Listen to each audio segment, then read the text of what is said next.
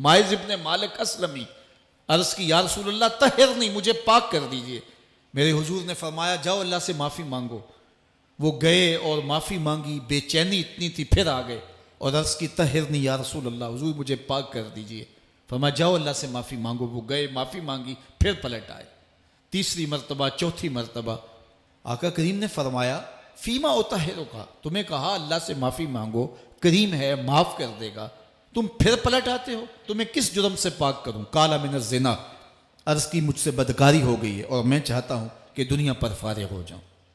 حضور نے فرمایا کہ اس کا توازن عقلی تو ٹھیک ہے، عرض کی حضور صحیح الحواس ہے۔ کہا کہ یہ نشے میں تو نہیں کہہ رہا، کسی نے اٹھ کے منہ سونگا، کہا حضور ایسی بات بھی نہیں ہے۔ فرمایا تم سوچ لو کیا کہہ رہے ہو؟ کہا حضور جو میں کہہ رہا ہوں وہ سچ کہہ رہا ہوں، مجھ سے گناہ سرزد ہو گیا اور میں چاہتا ہوں کہ دنیا پر ہی فارغ ہو جاؤں۔ اللہ کے محبوب علیہ السلام نے فرمایا کہ انہیں سنگسار کر دو۔ مائز ابن مالک اسلمی کو سنگسار کر دیا گیا۔ جب ان کا جنازہ اٹھا تو حضور بھی جنازے کے جلوس میں تھے۔ کسی کی زبان سے نکلا لو مائز نے گناہ کیا تھا، بس یہ بات سننے کی دیر تھی، اللہ کے محبوب کے چہرے پہ جلال آ گیا۔ فرمایا خبردار اگر کسی نے میرے مائز پہ بات کی، میرے مائز نے ایسی سچی توبہ کی ہے اگر روئے زمین کے تمام مسلمانوں میں بانٹ دی جائے لکفاہم، سب کی مغفرت ہو جائے، کہ انہوں نے اپنے آپ کو خود پیش کیا ہے۔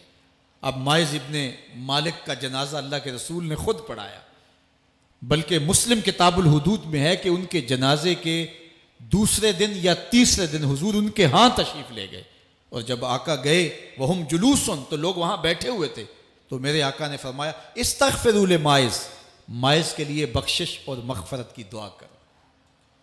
تو یہ بات ذہن نشین کیجئے کہ یہ وہ لوگ تھے کہ جن سے کبھی کوئی گناہ سرزد ہو جاتا تو وہ جلد توبہ کرتے، اور اس کی بڑی سے بڑی حد اور سزا بھی ہوتی تو وہ بھی کاٹنے کے لیے تیار ہو جاتے۔ میں اور آپ دیکھیں کہ ہماری زندگی میں اگر گناہ ہیں اور ہمیں سچی توبہ کی توفیق بھی نصیب نہیں ہے تو پھر ہم سوچ لیں کہ ہم کہاں کھڑے ہیں۔